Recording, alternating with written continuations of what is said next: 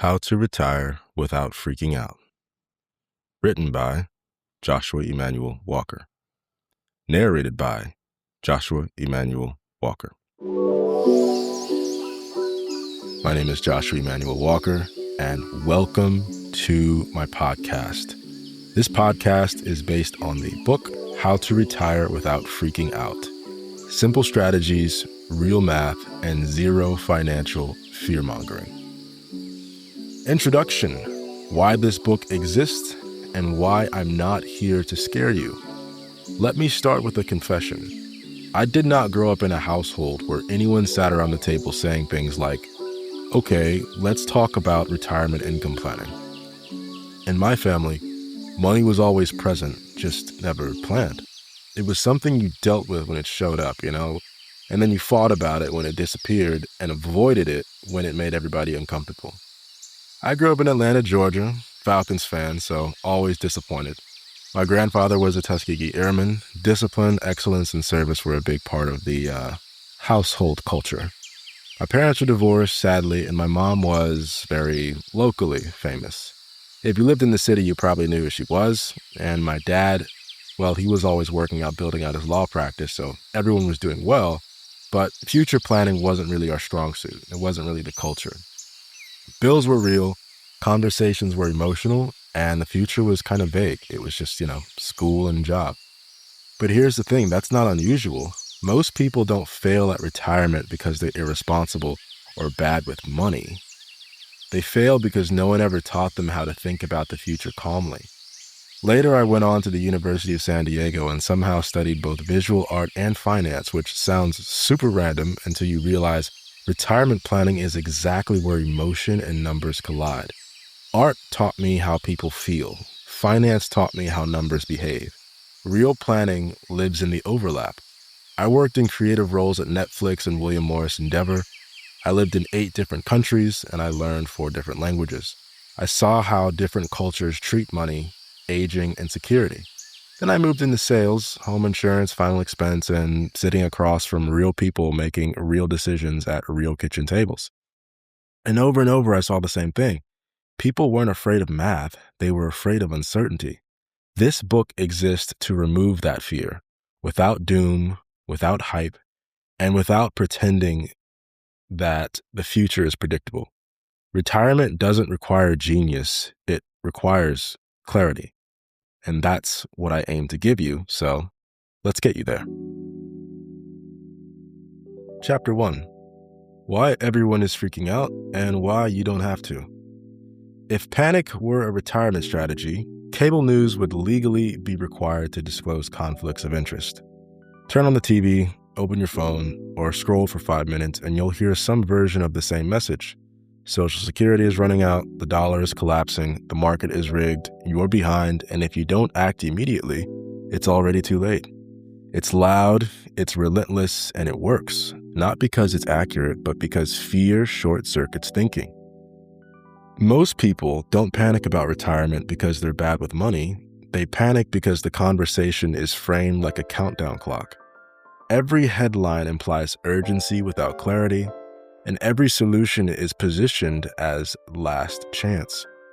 And every disagreement among experts gets presented as this sort of proof that nobody actually knows what's going on. That's enough to make anyone shut down. Here's what almost no one says out loud: retirement planning is not an emergency. It's a long-term coordination problem, and the industry doesn't love that framing because calm people don't make rushed decisions. Fear is profitable. Calm is not. There's a reason so much financial content sounds apocalyptic. Fear creates urgency, and urgency creates compliance.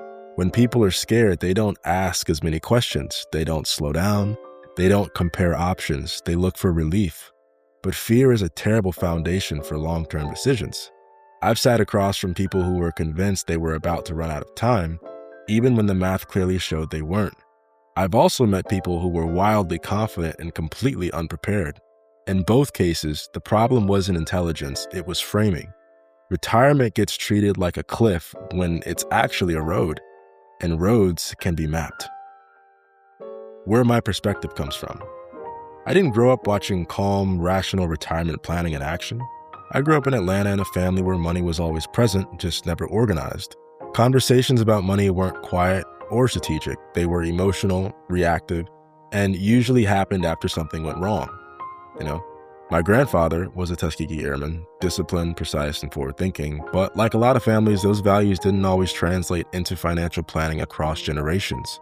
My parents were divorced, and my mom was city famous, which is a polite way of saying people recognized her before they recognized stability. And my dad was building out his law firm, so everyone was doing well. But planning ahead, that wasn't the muscle anyone had been taught to use. So money became something you dealt with as it happened. Bills arrived, stress followed, and the future stayed abstract. No one ever sat me down and said, here's how we think about 20 or 30 years from now. And honestly, that's how most people grow up, which is why retirement feels intimidating later. Not because it's complex, but because it was never normalized. Retirement fear isn't about math.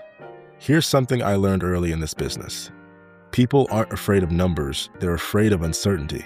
Uncertainty about how long they'll live, whether markets will cooperate, whether inflation will eat away at their lifestyle, whether they'll become a burden, or whether one mistake will undo decades of work. And when uncertainty goes unaddressed, fear fills the gap. The financial world loves to argue about predictions, but good retirement planning doesn't depend on being right about the future. It depends on building tolerance for a range of futures. You don't need certainty, you need resilience. The big lie, you're either safe or you're doomed. One of the most damaging ideas in retirement planning is the false binary that you're either perfectly prepared or catastrophically behind. Real life actually doesn't work like that. Most people are somewhere in the middle, doing some things right and some things poorly, and many things unconsciously. The goal isn't perfection, it's progress with intention. This book isn't here to tell you that everything will be fine no matter what you do, but it's also not here to scare you into believing everything is broken beyond repair. The truth lives in between. And here's why calm wins over time. When people are calm, they make better decisions. They stick to plans, they don't sabotage themselves during volatility, and they ask smarter questions. Calm doesn't mean passive, it means grounded. Retirement planning done well feels almost boring. And boring in this context is a compliment. No drama, no panic pivots, no chasing headlines, just steady decisions that compound. What this book will and won't do. This book will explain retirement concepts in plain English, use real math without overwhelming you, acknowledge uncertainty without amplifying it, treat you like an adult. This book will not predict market crashes, promise perfect outcomes, sell fear as a motivation, and assume that you're behind. If you're reading this, you're actually already ahead, not because of your balance, but because you're willing to engage with the future thoughtfully. That alone puts you in a different category. One final thought before we move on. Retirement planning isn't about controlling the future, it's about removing unnecessary stress from it. And the first step in doing that is realizing you don't need to freak out to get this right. In the next chapter, we'll strip retirement planning down to the only 3 questions that actually matter. And once you understand those, everything else becomes a lot less intimidating. Chapter 2. The only 3 questions retirement planning actually answers. Everything else is just noise. If you've ever tried to research retirement online, you already know how this goes. You start with a reasonable question like, am I on track? 20 minutes later, you're reading an article titled something like 7 moves you must make before the next economic reset destroys your nest egg. Your blood pressure is up, your coffee's cold, and you somehow feel both confused and judged. But here's the good news. Retirement planning is nowhere near as complicated as the internet makes it seem. In fact, when you strip away the jargon, the acronyms, the debates, and the personalities, every retirement plan in existence is answering just these 3 questions. Not 30, not 70, but 3. Once you understand them, everything else either supports those answers or distracts from them. Question number 1. How much income do you actually need? Notice the word income. How big does my bank account need to be? What's the magic retirement number? What did my coworker retire with? Income. Your portfolio doesn't pay your electric bill, income does. Most retirees replace about 60 to 80% of their working income in retirement. That range exists because payroll taxes go away, commuting costs disappear, saving for retirement stops, which is a very underrated perk. But at the same time, healthcare costs increase, leisure spending often goes up, and inflation quietly keeps doing its thing. This isn't guesswork, it's pattern recognition. The mistake people make is focusing on a giant number, I need millions of dollars, without asking what that money is supposed to do. $1 million sitting there doing nothing is just an expensive decoration. A quick reality check without panic. Here's something I tell clients all the time. You don't need to replace your lifestyle. You need to replace your paycheck. And that distinction matters. Retirement isn't a permanent vacation. It's a lifestyle shift. And when people plan based on income instead of balances, stress drops immediately because income is something you can actually design. Question number 2. How long does that income need to last? This is the question everyone usually avoids, normally by joking about it. I don't plan on living that long. My family doesn't live forever. I'll just work part-time if I have to. Humor is fine, but denial is expensive. If you retire at 65, there's a very real chance your plan needs to last 25 years, 30 years, or more. Planning for longevity isn't pessimistic, it's respectful to yourself and to the people who care about you. One of the quiet ironies of modern retirement is that the biggest risk used to be dying too early.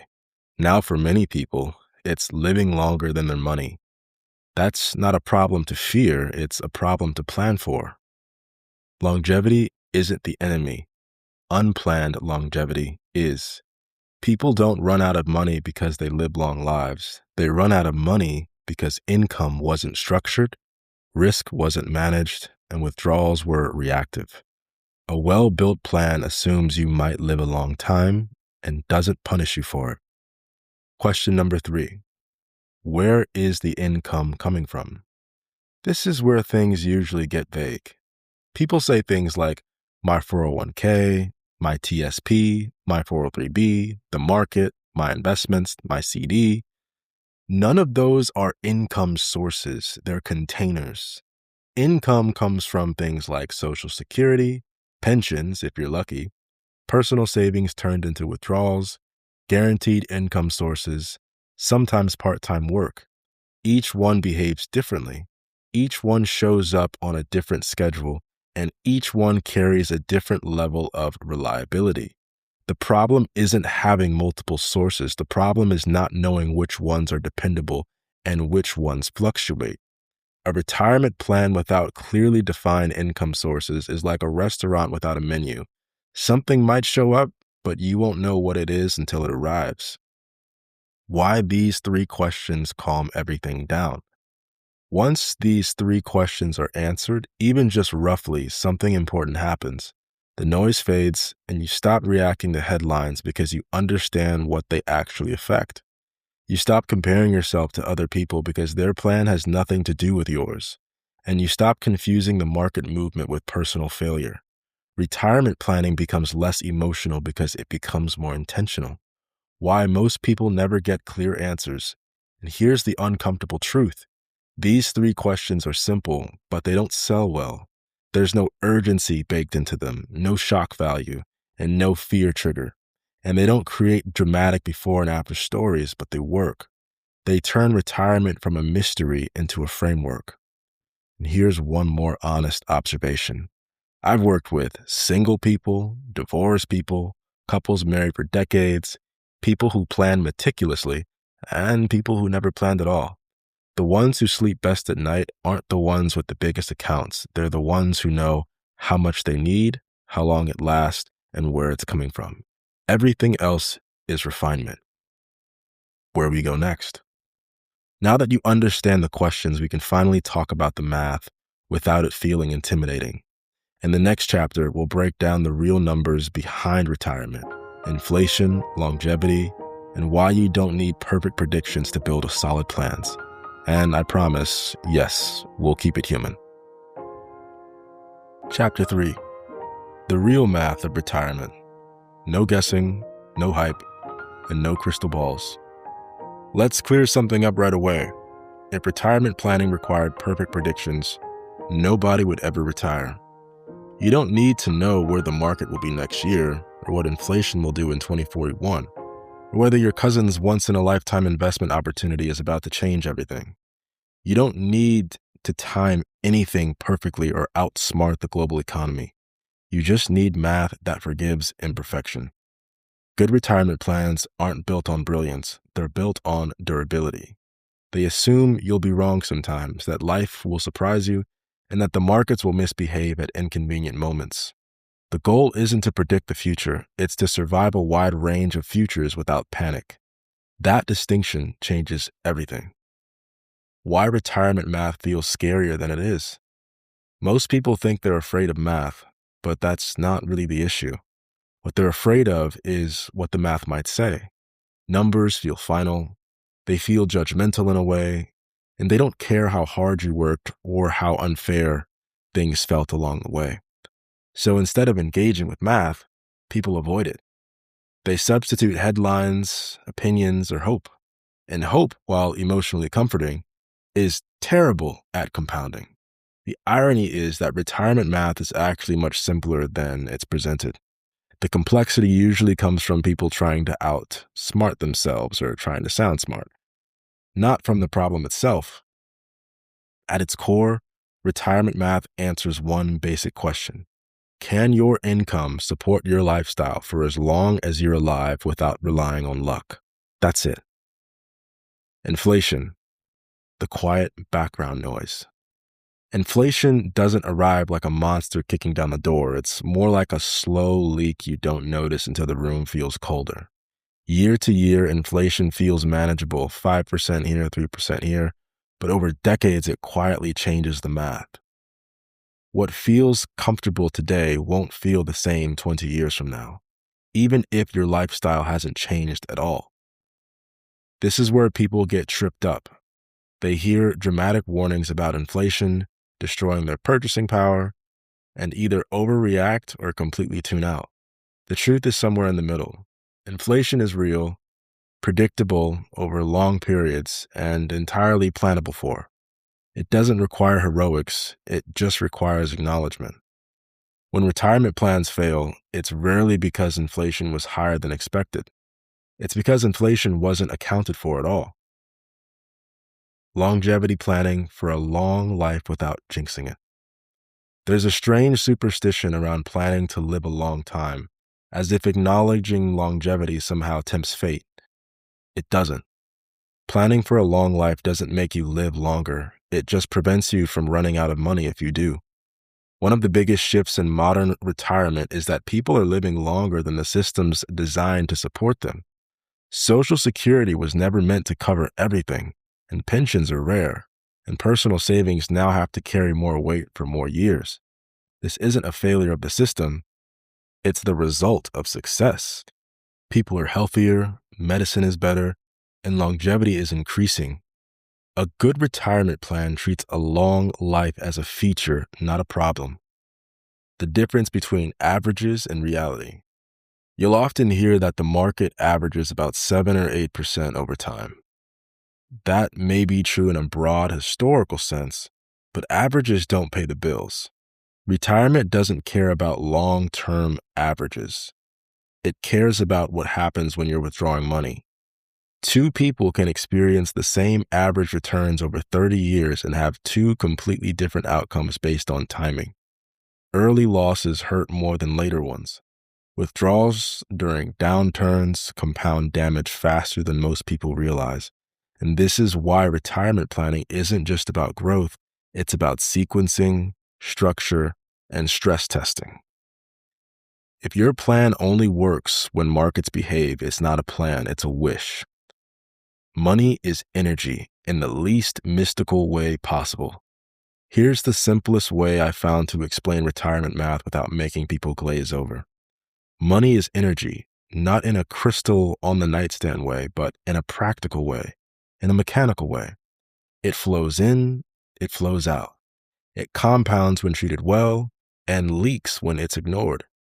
Retirement planning is about managing that energy so it doesn't escape faster than it's replenished.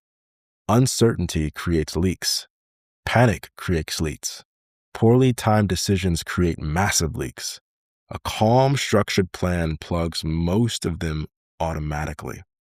When people feel financially drained in retirement, it's rarely because they didn't earn enough. It's because energy was leaking everywhere and no one could show them where.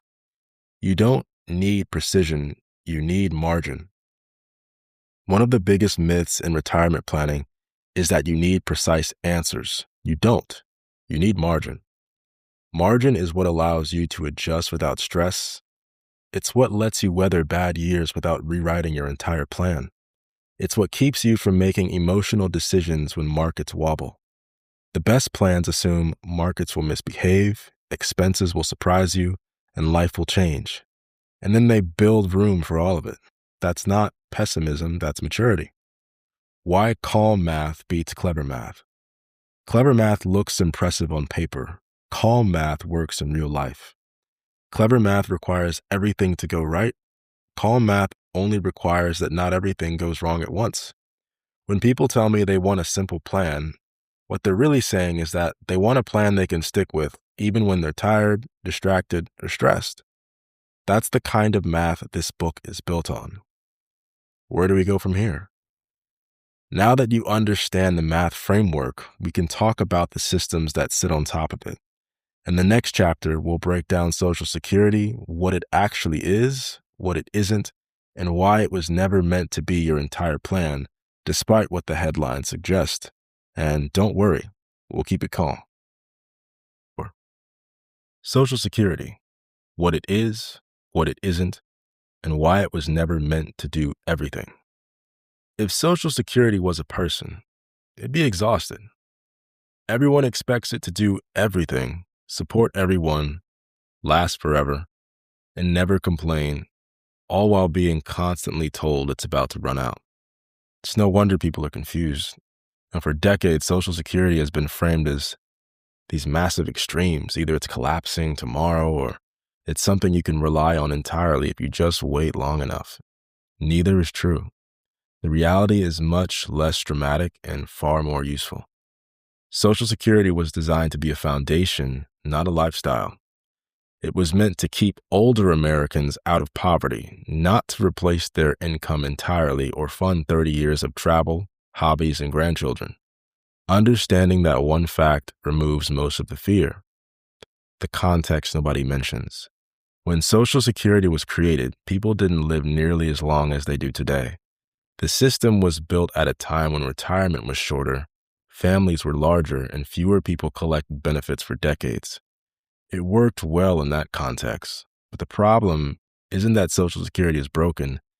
It's that expectations changed while the structure stayed mostly the same.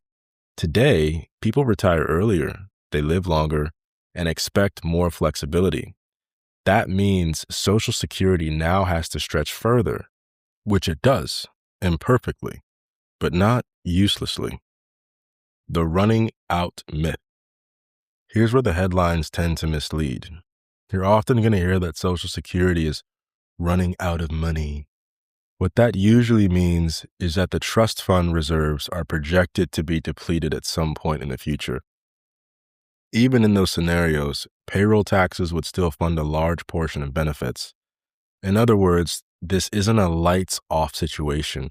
It's a benefits adjustment conversation, if anything.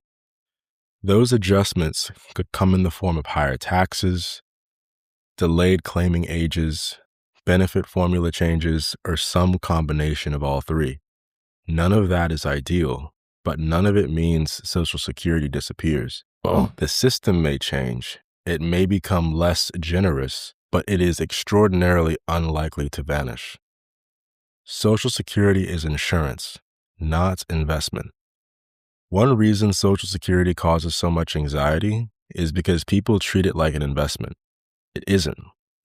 You don't control it, you don't allocate it, and you don't rebalance it. and you can't optimize it the way you would a portfolio. It's a social insurance program, and it behaves like one. That's not a criticism, it's just a classification. When you understand Social Security as a baseline income stream, one that shows up consistently and adjusts with inflation, it becomes much easier to integrate into a larger plan without overestimating its role. Claiming age, the decision that isn't a test. Claiming age is where most of the noise lives. You take a Social Security early, at full retirement age, or later. Each option comes with trade-offs. Claim early and you receive smaller checks for longer. Wait longer and the checks are larger, but for fewer years. There is no universally right or wrong answer. There is only a contextually right answer. The problem is that people frame this decision as a test they might fail. In reality, it's a coordination problem. Your health, income needs, other assets, marital status, and goals all matter more than optimizing a single number. A slightly smaller check received calmly and intentionally often beats a slightly larger check received under stress. Spousal and survivor considerations. Another common misunderstanding is how Social Security fits into household planning. For couples, survivor benefits and spousal considerations can matter just as much as individual optimization. A decision that looks suboptimal on paper may make perfect sense when viewed through the lens of protecting a surviving spouse or creating income continuity. Again, this is about coordination, not maximization. The biggest mistake people make with Social Security is treating it as either irrelevant or sufficient. It's neither. It's relevant, reliable, and limited. When people build retirement plans assuming Social Security will save them, they end up disappointed. When they build plans assuming it won't exist at all, they often oversave, overstress, and underenjoy their working years. The healthiest approach lives in the middle. Social Security works best when it's paired with other income sources, personal savings, pensions where available, and structured income designed to fill the gaps. When that layering happens, Social Security stops feeling like a cliffhanger and starts feeling like what it actually is, a steady baseline you can count on, and that's enough. The calm takeaway. If you take nothing else from this chapter, take this. Social Security doesn't need to be perfect to be useful. It just needs to be understood correctly. Chapter 5. The silent risk nobody explains. Why timing matters more than average returns. If you've ever been told the market averages about 7 or 8% over time, congratulations, you've been given a true statement that is also wildly unhelpful. Averages are great for textbooks. Retirement happens in real life. The market does not send you an annual apology letter explaining that this year was a below average, but don't worry, it'll all work out in the long run. Your bills do not care about long-term averages. They care about what happens this year while you're withdrawing money. This is where one of the biggest retirement risks quietly lives, not in market crashes themselves, but in when those crashes occur. What sequence of returns actually means. Sequence of returns risk sounds complicated, but the idea is quite simple.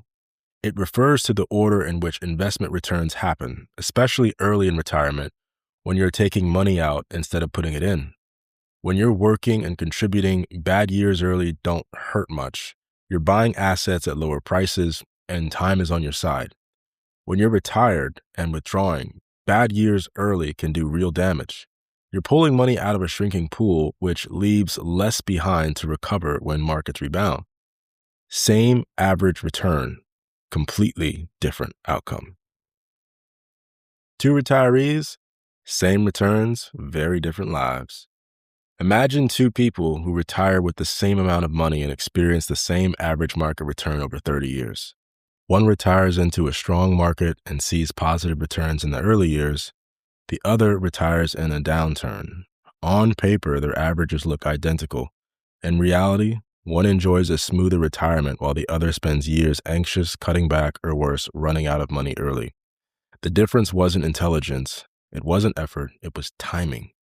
This is why retirement planning can't rely on averages alone. The early years matter disproportionately. Why this risk is so often ignored. Sequence risk doesn't sell well. It's not dramatic, it doesn't have a villain, and it doesn't lend itself to bold predictions. It's also inconvenient for simple investment narratives built around long-term growth and optimism, so it gets skipped. But for retirees, it's one of the most important risks to address because once you're in, there's no rewind button. Why just ride it out isn't always the best option. During your working years, ride it out is usually good advice. You have time, you have income, you're adding to your portfolio, not draining it. But retirement changes the equation. When the markets drop and you're withdrawing income at the same time, you're forced to sell assets at depressed prices that locks in losses and reduces future growth potential.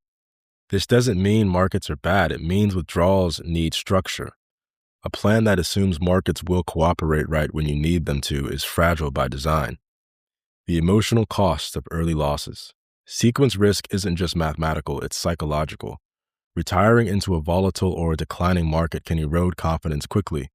People start second-guessing themselves. They delay spending on things they worked decades for. They lose sleep, and even if the math eventually recovers, the emotional damage can linger. A good retirement plan protects not just the numbers, but the person living with them. How smart plans reduce sequence risk. You don't eliminate sequence risk, you manage it. That usually means not relying on a single source of income, separating growth money from income money, building buffers that allow you to avoid selling assets during downturns, and coordinating withdrawals intentionally instead of reactively. This isn't about market timing, it's about income timing. The goal is to give your investments time to recover while your income remains stable. The shift in perspective. Once people understand sequence risk, something clicks. They stop obsessing over beating the market and start focusing on sustainability. They realize that volatility isn't the enemy, but poor timing is.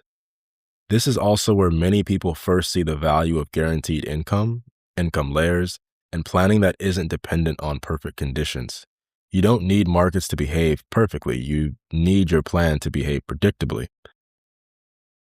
The calm takeaway. Sequence risk is silent because it doesn't announce itself. It just compounds quietly in the background, but once it's understood, it becomes manageable. And that understanding alone prevents more retirement failures than chasing higher returns ever will. In the next chapter, we'll talk about why just investing and hoping isn't a plan, and how retirement shifts the rules of the game entirely. Chapter 7. Income changes everything. Why predictable cash flow is the real goal. At some point, every retirement conversation stops being about numbers and starts being about feelings. Not fear exactly, more like uncertainty. The kind that sits quietly in the background and asks questions like, what if I live longer than expected? Or what happens if the market has a bad decade? This is where income comes in. Not growth, not projections, not averages, income. Why income feels different than savings? There's a psychological difference between having money and receiving money. Savings feel abstract. They fluctuate. They invite second guessing. Income feels tangible. It shows up. It creates rhythm, and it lets your brain relax. That's why paychecks feel safer than balances, even if the balance is technically large enough. Retirement planning works best when it respects this reality instead of pretending people are robots who never feel stress. The shift from how much to how often. During your working years, the question is usually, how much do I have? In retirement, the question becomes, how often does money arrive? That shift is subtle but powerful. When income is regular, spending decisions feel easier, travel feels possible, and helping family feels less risky. Life becomes less about guarding resources and more about using them intentionally. Predictability creates and changes behavior. Guaranteed income isn't about fear, it's about freedom. Guaranteed income often gets misunderstood. People hear the word guaranteed and assume it means conservative, restrictive, or pessimistic. In reality, it often creates the opposite effect. When a portion of your income is guaranteed, you don't have to protect every dollar as if it's irreplaceable. you gain permission to take reasonable risks elsewhere, knowing that your essentials are covered no matter what markets do. It's not about avoiding risk entirely, it's about choosing where risk belongs.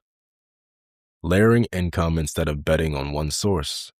One of the most fragile retirement plans is the one that relies on a single income strategy. Markets do not behave consistently, and expenses don't arrive evenly. Life doesn't move in straight lines. Layered income solves this by design. Social Security provides a baseline, other income sources fill gaps, and growth assets stay invested longer because they aren't being drained constantly. Cash reserves act as shock absorbers instead of emergency exits. Each layer has a job. No single piece is under pressure to perform miracles. Income buys time, and time buys better decisions. One of the most underrated benefits of income planning is time. When income is stable, you don't have to react quickly to market events. You can wait. You can adjust gradually. You can let volatility pass without turning temporary downturns into permanent mistakes.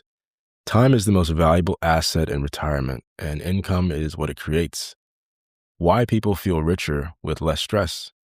This is something I've seen repeatedly. Two people with the same net worth can feel completely different about retirement depending upon how their income is structured. The one with predictable income almost always reports higher confidence and satisfaction, even if their total assets are slightly lower. That's not irrational, it's human. Security isn't about maximizing numbers, it's about minimizing regret and anxiety.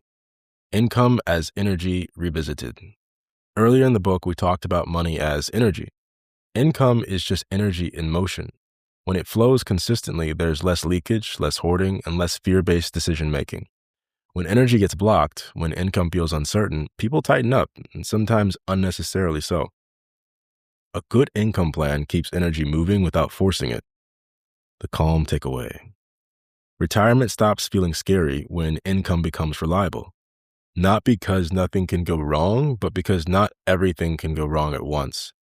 Income changes the experience of retirement more than any other factor. It turns uncertainty into structure and savings into livability. In the next chapter, we'll talk about taxes, not as a burden, but as something that can quietly undermine good plans if ignored. Chapter 8. The Retirement Tax Trap. Why what you keep matters more than what you earn. Most people don't retire because they've made enough money. They retire because they've made enough usable money. And taxes are the difference. Taxes don't usually ruin retirement plans dramatically. They erode them quietly. A little extra withheld here, a surprise tax bill there, higher Medicare premiums triggered by income you didn't realize counted. By the time people notice, the damage is already done. The illusion of pre-tax wealth. One of the biggest misunderstandings in retirement is confusing account balances with spendable income. If a large portion of your savings lives in tax-deferred accounts, that money isn't entirely yours yet. It's a joint account with the government, and they collect when withdrawals begin. This doesn't make tax-deferred accounts bad. They're incredibly useful, but they come with strings, and pretending those strings don't exist is how people get blindsided. $1 million before tax does not feel the same as $1 million after tax. Retirement planning has to acknowledge that reality up front. Why taxes often rise in retirement. Many people assume their taxes will drop in retirement, and sometimes they do, and sometimes they don't. Social Security can be taxable. Required minimum distributions can push income higher than expected. Investment income can stack in ways that trigger higher brackets or Medicare surcharges. The surprise isn't that taxes exist, it's that they don't always behave the way people were promised. The good news is that none of this is random, it's structural, and structure can be planned for. Required minimum distributions, the silent accelerator. Required minimum distributions, or RMDs, don't care whether you need the money. Once they begin, they force income whether you want it or not. That income adds to your taxable picture and can create a domino effect, which means higher taxes, higher Medicare premiums, and less flexibility in later years. RMDs are not a punishment, they simply are the trade-off for years of tax deferral. But like any trade-off, they should be managed intentionally. Why tax planning is really income planning. In retirement, taxes are driven less by what you own and more by how you withdraw it. Two people with identical assets can pay vastly different taxes depending upon the order of timing and sources of their income. This is why tax planning isn't something you do once, it's something you coordinate. Strategic withdrawals, timing income streams, and understanding thresholds matter far more than chasing deductions. Good tax planning doesn't try to eliminate taxes, it tries to smooth them out.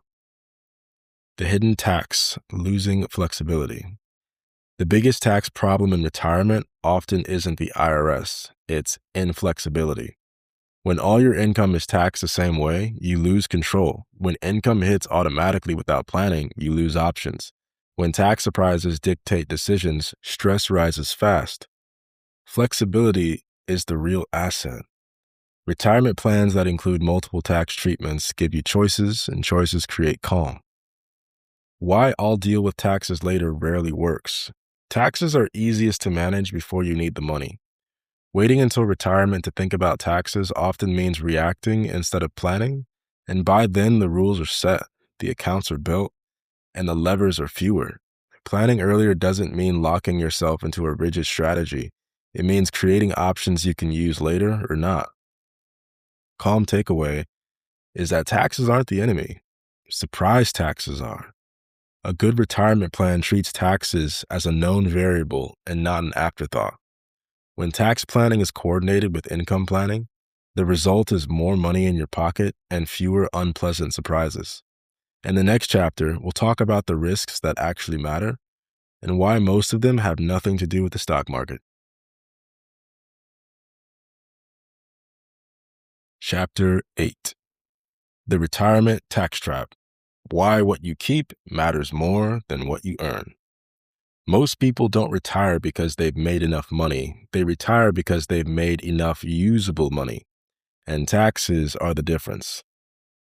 Taxes don't usually ruin retirement plans dramatically. They erode them quietly. A little extra withheld here, a surprise tax bill there, higher Medicare premiums triggered by income you didn't realize counted. By the time people notice, the damage is already done. The illusion of pre-tax wealth.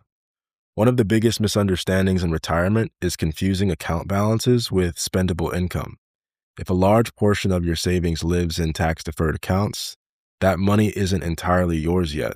It's a joint account with the government, and they collect when withdrawals begin.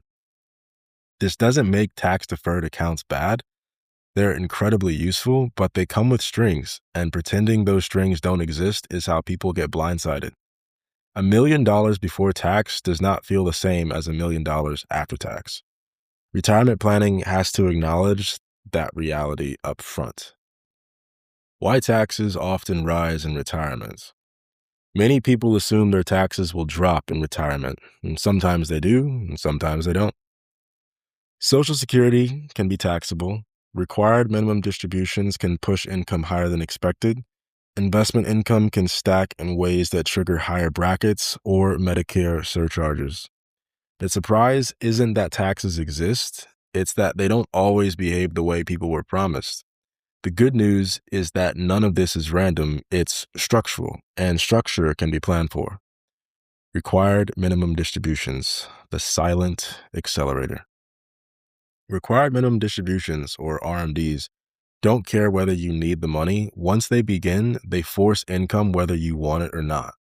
That income adds to your taxable picture and can create a domino effect, which means higher taxes, higher Medicare premiums, and less flexibility in later years. RMDs are not a punishment, they simply are the trade-off for years of tax deferral. But like any trade-off, they should be managed intentionally. Why tax planning is really income planning. In retirement, taxes are driven less by what you own and more by how you withdraw it. Two people with identical assets can pay vastly different taxes depending upon the order of timing and sources of their income.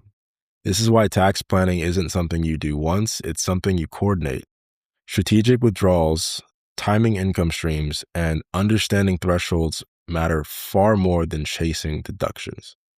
Good tax planning doesn't try to eliminate taxes, it tries to smooth them out. The hidden tax, losing flexibility. The biggest tax problem in retirement often isn't the IRS, it's inflexibility. When all your income is taxed the same way, you lose control. When income hits automatically without planning, you lose options. When tax surprises dictate decisions, stress rises fast. Flexibility is the real asset. Retirement plans that include multiple tax treatments give you choices, and choices create calm. Why I'll deal with taxes later rarely works. Taxes are easiest to manage before you need the money.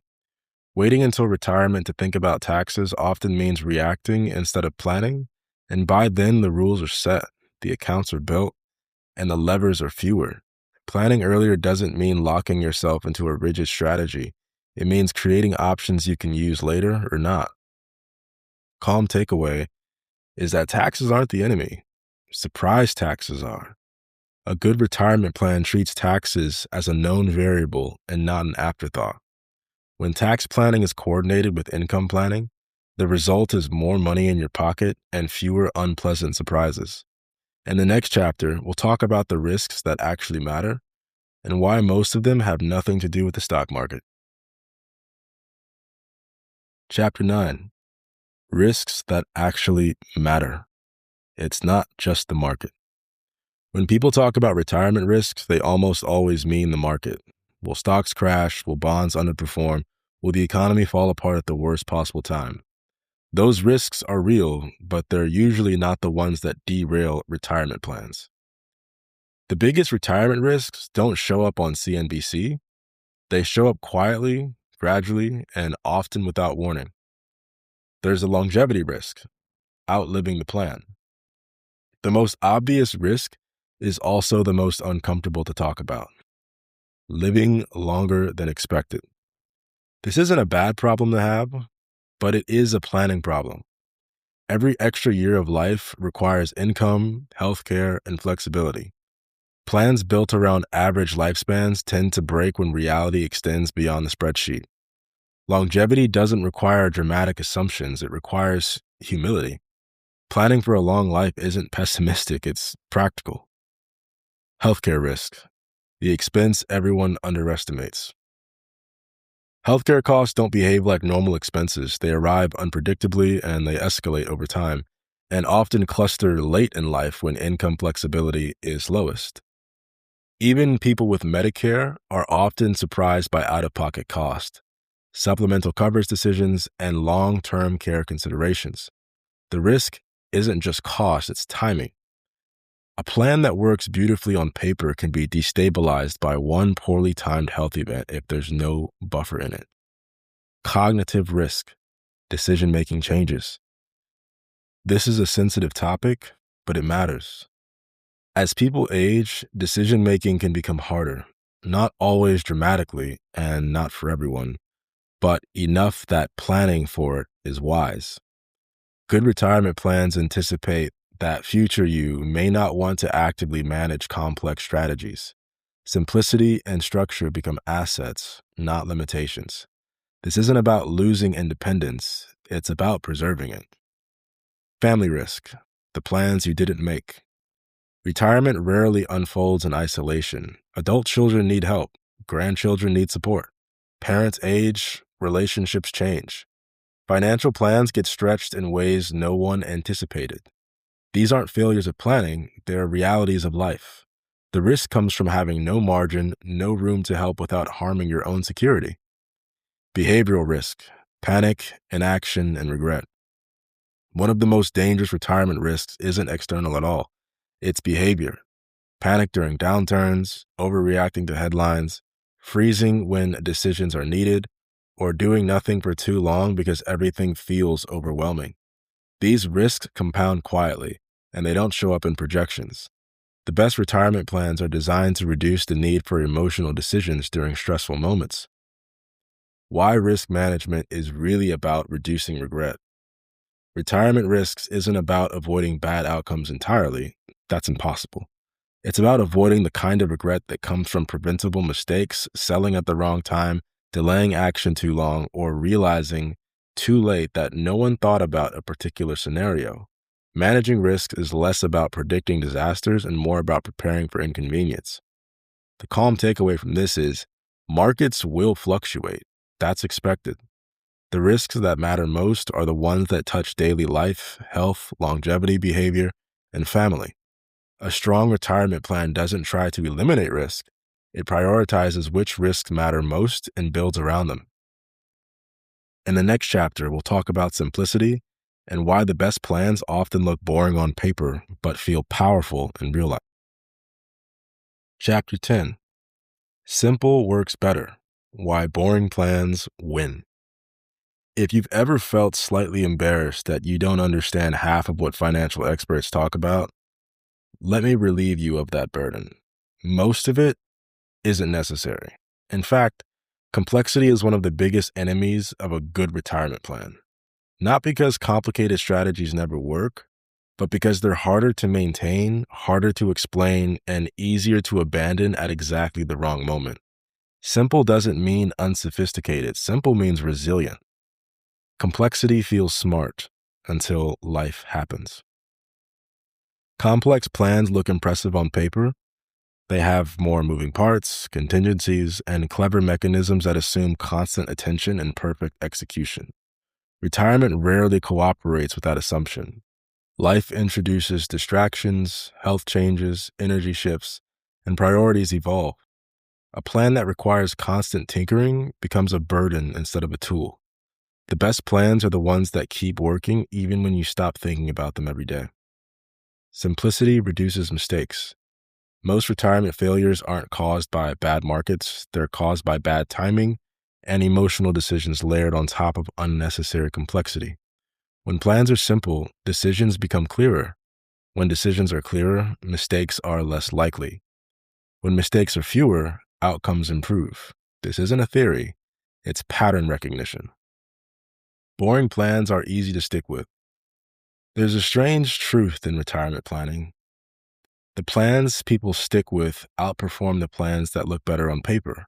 A boring plan doesn't demand constant validation. It doesn't tempt you to make changes. Every time a new headline appears, it quietly does its job while you live your life. Consistency beats creativity in retirement. Simplicity isn't the same as doing nothing. Simple doesn't mean passive or careless. It means intentional. A simple plan still accounts for income, taxes, and longevity. It just does so without unnecessary layers, jargon, or clever tricks. Think of it like good architecture. You don't notice it when it works. You only notice when it doesn't. Why confidence comes from clarity. One of the most underrated benefits of simplicity is confidence. When people understand their plan, they trust it. When they trust it, they don't constantly second-guess themselves. That confidence spills into spending decisions, lifestyle choices, and overall enjoyment of retirement. People who understand their plan feel richer even when their numbers are identical to somebody else's. The calm takeaway from this is the best retirement plans aren't the ones that impress strangers at dinner parties. They're the ones that let you sleep at night. Simple, clear, and boring wins every time. In the next chapter, we'll talk about when and why getting help makes sense. Chapter 11. Help isn't a weakness, what a good advisor actually does. There's a strange myth around money that says needing help means you failed. If you were smarter, you'd figure it out yourself. If you were disciplined enough, you wouldn't need guidance. If you just read one more article, listened to one more podcast, or watched one more video, it would all click. That myth does a lot of damage. Retirement planning isn't a test of intelligence, it's a coordination problem. And coordination is exactly where outside perspective helps most. The difference between advice and sales, and this is important, I want you to pay attention to this. Not everyone who talks about money is there to help you plan. Some are there to sell a product, a strategy, or a story that benefits them more than you. A good advisor doesn't start with solutions, they start with questions. They don't lead with certainty, they lead with curiosity. And they don't rush you into decisions that lock you in before you understand what's happening. If someone feels pressure-heavy, jargon-filled, or oddly dismissive of your concerns, trust that instinct. Planning should reduce anxiety, not create it. What an advisor can see that you can't. Even very capable people struggle to plan objectively for themselves, not because they're uninformed, but because they're emotionally involved. Money carries history, family patterns, fear, pride, regret, hope. It's hard to see clearly when you're inside the system. A good advisor brings distance. They see interactions between taxes, income, risk, and timing that are hard to spot when you're focused on one piece at a time. They also notice blind spots, not to criticize, but to protect you from future stress. The role of judgment-free guidance.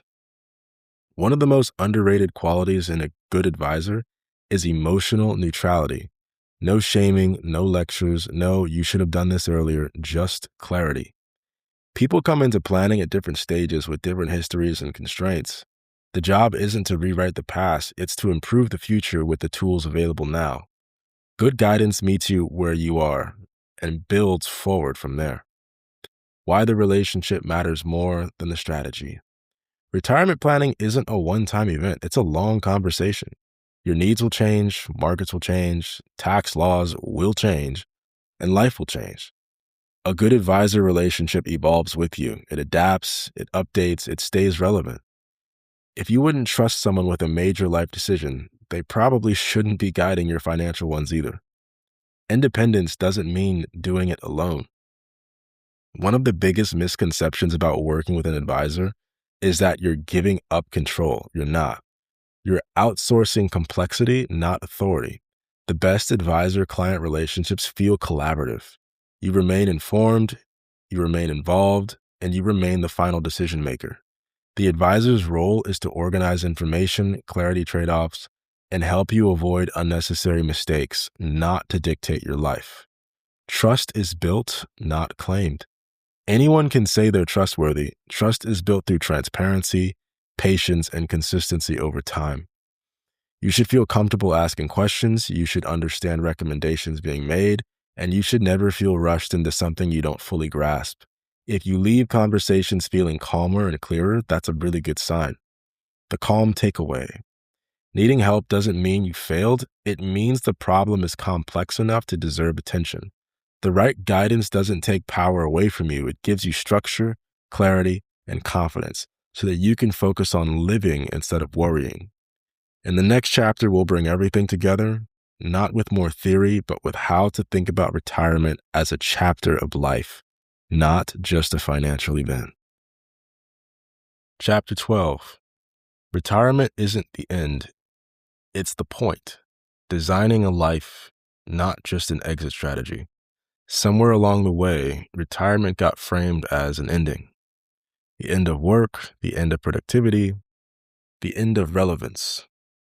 That framing is wrong, and it's part of why so many people feel anxious instead of excited when they think about it. Retirement isn't the finish line, it's the moment you finally stop living around money and start letting money live around you. The shift in relationship. For most of your adult life, money tells you what to do. It dictates schedules, shapes decisions, and quietly limits possibilities. Even when things are going well, there's always an underlying awareness that income is tied to effort, time, or obligation. Retirement changes that relationship. At its best, retirement is when money becomes a support system, not a driver. It fades into the background where it belongs, doing its job quietly while you focus on living. That doesn't happen by accident. It happens by design. What all the planning was for. Throughout this book, we've talked about math, risk, income, taxes, simplicity, and structure. But all of those are just tools. None of them are the point. The point is freedom, not the loud, flashy kind, but the quiet kind that shows up in your everyday life. Freedom to wake up without urgency, freedom to spend without guilt, freedom to help without fear, freedom to say yes, and just as importantly, no. The identity shift. One of the most overlooked parts of retirement planning is identity. For decades, work provides structure, purpose, and validation, and when that disappears, people are often surprised by how disorienting it feels. This isn't a weakness, it's normal. A good retirement plan doesn't just replace income, it makes space for meaning. That meaning might come from family, creativity, service, travel, learning, or rest. There is no correct version. The only mistake is assuming it will magically appear without intention. Planning your finances gives you the bandwidth to plan your life. The holistic view. This is also where a holistic approach matters. Money doesn't exist in isolation. It touches health, relationships, energy, and peace of mind. When financial stress is reduced, everything else tends to improve. Conversations get lighter, decisions feel less heavy, and time feels less scarce. That's not accidental. That's what happens when energy stops leaking. The quiet truth. If there's one quiet truth I hope this book leaves you with, it's this. You don't need to have everything figured out to move forward. You just need clarity, structure, and a plan that respects reality, not fear, not hype, and not perfection. Retirement certainty doesn't come from knowing exactly what will happen. It comes from knowing you'll be okay, even when things don't go exactly as planned. What this book is really about? This book wasn't written to tell you what to buy, what to choose, or what to believe. It was written to help you stop freaking out, to replace noise with understanding, to replace fear with structure, and to replace urgency with calm. Because when it comes to retirement, calm is the most valuable asset you can own. If this book helped you feel a little calmer, a little clearer, or a little more confident about retirement, that's exactly why I wrote it.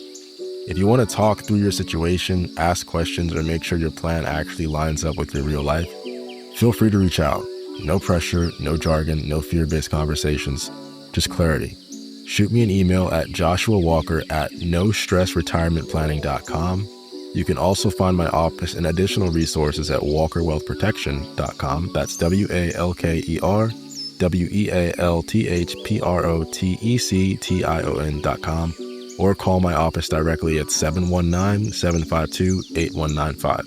Again, that's 719-752-8195. For a good fit, right. If not, I'm still happy you took the time to get informed. Either way, your retirement shouldn't be something you stress about. It should be something you feel ready for. Until next time.